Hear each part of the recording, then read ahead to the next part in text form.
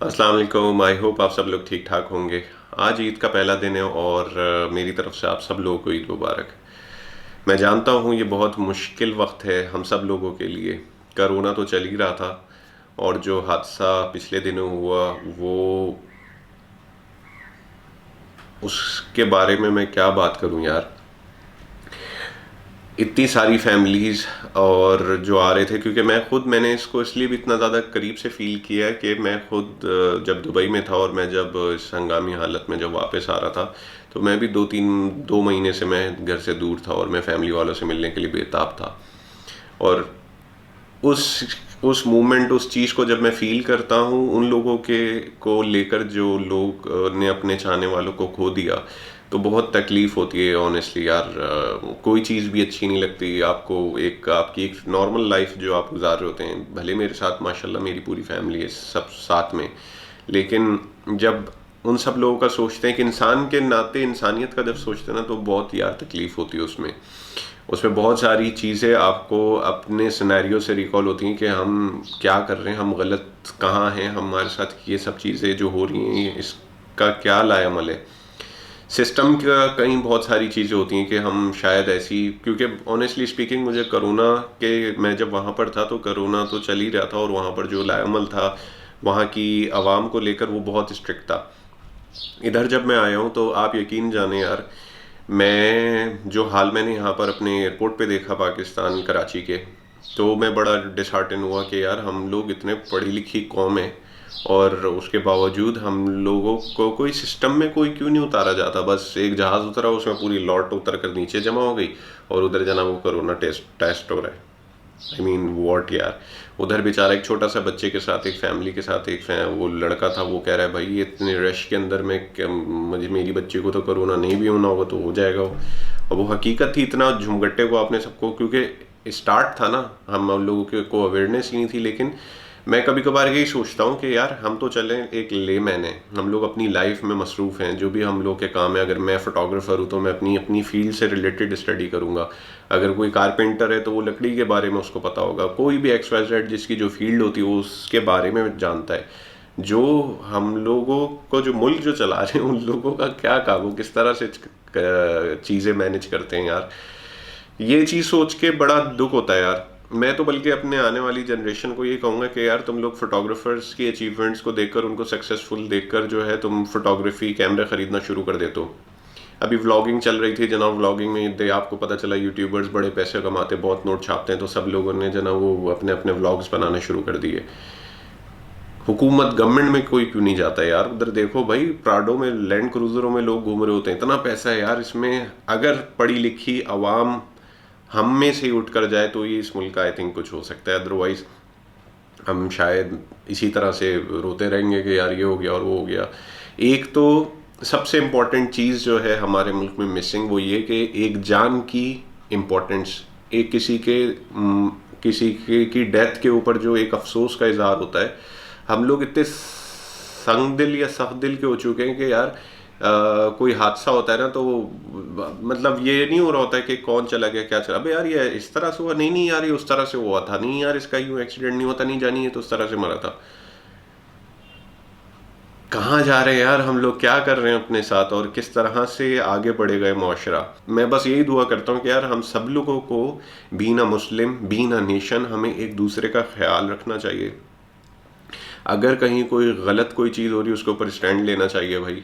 और जो हमारी गवर्नमेंट में जो है, मैं तो बिलावल को यार बोलूँगा, बिलावल भाई तुम्हारे पास इतना गोल्डन चांस था, इतना even I I must say कि यार इवन अभी भी है, तुम्हारे ऊपर सारी चीज़ें एक साथ आ गई हैं, ठीक है। अब उसमें आपको क्या चाहिए कि आप इनिशिएटिव लो भाई, कुछ करो स्टडी। मैं अगर बाहर जा रहा होता हूँ तो मैं इतना कुछ सीख कर आता हूँ वहाँ से कि यार ये चीज़ हो सकती है, वो चीज़ हो सकती है। आप तो वहाँ पर रहे हो भाई, आपने वहाँ पर पढ़ा भी होगा, तो कोई चीज़ तो ऐसी पाकिस्तान में लाते, कोई चीज़ तो ऐसी सिंध में देते कि हम बोलते यार वाह भाई बिलावल भाई आकर छा गए भाई।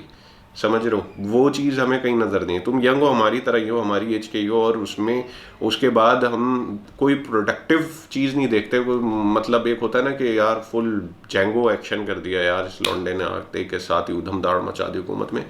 भाई हम उर्दू स्पीकिंग है ना, तो मैंने कभी किसी इस तरह को मेरा कोई पॉलिटिक्स में कोई लेना देना नहीं है। मैं सिर्फ ये बात मानता हूँ कि जिसका जो काम हो यार, वो एटलीस्ट वो सिर्फ वो स्पेसिफिक काम को ईमानदारी से कर ले। आज तक हम अपने इस निज़ाम को, जो वोटिंग सिस्टम है, उसको नहीं करेक्ट कर सके। लाइक इवन देखो, एक छोटी सी एग्जांपल देता हूँ। अगर तुम लोग एटीएम भी जाते हो अपने पैसे निकलवाने, तो एक स्पेसिफिक ट्रांजिशन का एक वो आ जाती है कि 25,000 से फॉर एग्जांपल आप ज़्यादा नहीं निकाल सकते। आप कार्ड डालते रहो निकालते रहो, कुछ भी नहीं होगा, पैसे नहीं आएंगे वो 25,000 से ज़्यादा। तो एक सिस्टम है ना जो हमें इंडिकेट करता है कि नहीं यार, इस अमाउंट से ज़्यादा नहीं आ सकता। तो क्या एक कोई सिस्टम इस तरह का नहीं आ सकता कि जो हमें हमारे एनआईसी के थ्रू हम जो ये ठप्पे लगाते हैं, जा के पर्चियां देते हैं और वो पर्चियां काउंट होती हैं। यार कौन सी क्या निज़ाम है, कौन सी जनरेशन में जीरो भाई। सारा कुछ ऑटोमेटिक होना चाहिए और एलिजिबल टू दोज पीपल जो कि एजुकेटेड है, उन लोगों के लिए ये राइट्स होना चाहिए। क्योंकि देखो, जो जाहिल है उसको नहीं पता कि दुनिया का जा रही है, बारात का जा रही है, उसको कुछ नहीं पता।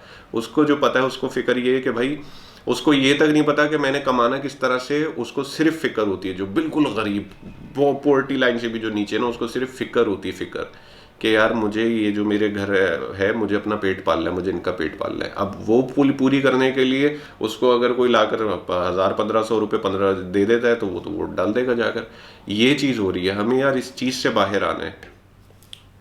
शर्ट चेंज इसलिए है जनाब कि हमारी गलती के तहत वो रिकॉर्ड का बटन दब नहीं सका और हम अपना पूरा बोलते गए और वो रिकॉर्ड नहीं हो सका। खैर, इंपॉर्टेंट ये नहीं है। इंपॉर्टेंट ये चीज़ है कि जो बात मैं पहले कर रहा था वो यही कि जिसका जो काम है उसके काम की इम्पोर्टेंट समझ के उसको यार फुलफिल करना बहुत इम्पोर्टेंट है। अब वो टाइम नहीं रहा कि यार बस ठीक है हो जाएगा, लोग इग्नोर कर देंगे इस चीज़ को। अपना मुल्क है यार, अपने मुल्क के लिए भाई, अगर आपको अल्लाह ताला ने अपॉर्चुनिटी दी है कि आप एक ऐसी डेजिग्नेशन के ऊपर हैं जहां से आप कुछ अच्छा चेंज कर सकते हो, तो यार वो करो, गो फॉर इट। एप्रिसिएशन अलग मिलेगी, खुद अच्छा और फील करोगे, रात को सुकून की नींद भी आएगी भाई। तो मैं दुआ कर सकता हूँ यार, और हम सब लोग एग्जैक्टली दुआ ही कर सकते हैं कि ये किसी तरह से हमारे जो जो जिस पोजीशन पे वो अपने निज़ाम को समझ के हर एक स्टेप बाय स्टेप चीज़ों के ऊपर इम्प्लीमेंट कर रहे हैं और इम्प्रूवमेंट की तरफ जाए। एट लास्ट मैं अपनी वेडिंग इंडस्ट्री से यही बात कहूँगा कि यार ये वो वक्त है कि हमें एक दूसरे का साथ देना है, एक दूसरे को सिखाना है, साथ लेकर चलना है। कोई छोटा बड़ा कोई चीज़ नहीं है, हम सब इक्वल हैं और हम सब भाई हैं। हम एक दूसरे के लिए खुशी और गम हर तरफ हर जगह खड़े होते हैं। और जो अभी मामलात है, आप सब लोगों को जैसे पता है कि यार अभी 3 महीने तक कोई बिजनेस नहीं है और माइट भी अल्लाह बेहतर करे अगले 3 महीने तक भी कुछ नज़र नहीं आ रहा। लेकिन हमें आपस में मिलके या कुछ इस तरह से चीज़ें प्लान करना चाहिए कि जो जिसमें सबकी भलाई हो। जो वेडिंग इंडस्ट्री है उसमें बहुत सारे घराने जुड़े हुए हैं। ये कई बार ये बात सामने आई है।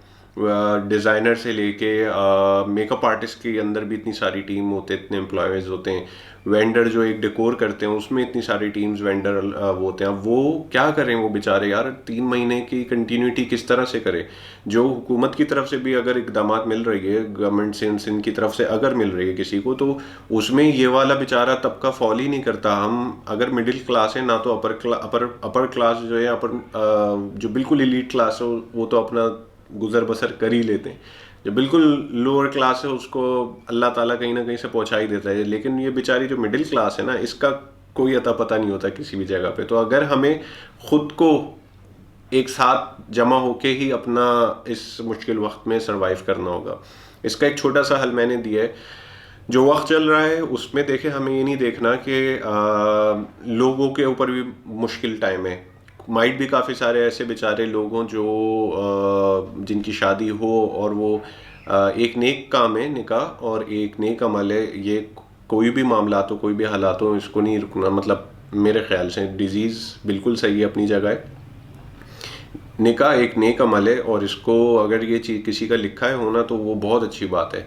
इस चीज़ में हम लोग जो भी गवर्नमेंट की तरफ से SOPs वगैरह आती हैं उसको प्रॉपरली फॉलो करेंगे। मैं एक वेडिंग फोटोग्राफर के पॉइंट ऑफ व्यू से जो डिटेल होती हैं, क्योंकि मैं गहराई से बता सकता हूँ कि ये चीज़ें होंगी, तो मेरे हिसाब से जो चीज़ हो वो इस तरह से हो सकती है कि एक सिंगल फोटोग्राफर हो और एक सिंगल वीडियोग्राफर हो, दैट्स इट।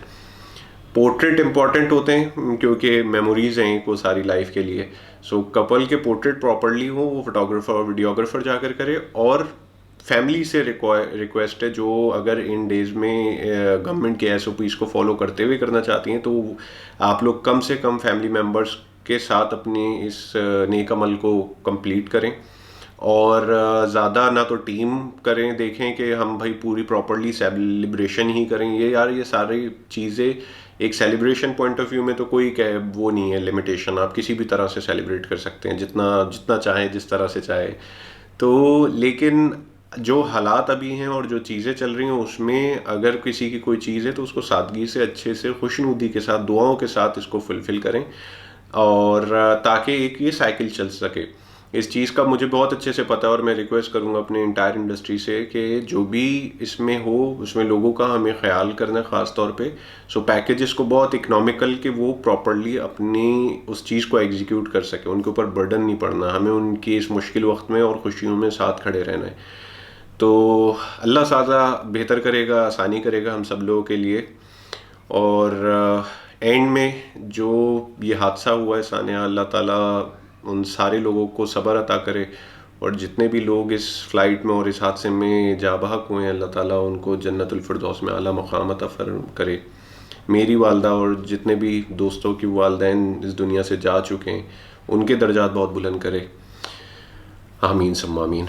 अपना बहुत ख्याल रखिएगा। I love you all. बस यार मैं थोड़ा सा ये सारी चीज़ें इतनी सारी होती हैं ना, तो मैं ज़रा टेंशन में और डिप्रेस्ड हो जाता हूँ, जिसकी वजह से दिल नहीं करता। मैं थोड़ा सा चिल बंदा हूँ, लाइक ओपन हार्ट हूँ। तो जो मैं फ़ील करता हूँ वही मैं सामने आता हूँ।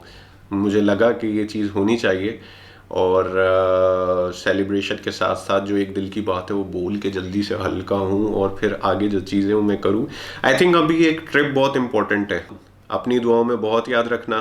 और साथ मिलके इंशाल्लाह बुरा वक्त भी अल्लाह के हुक्म से पूरा करेंगे। अल्लाह हाफिज़।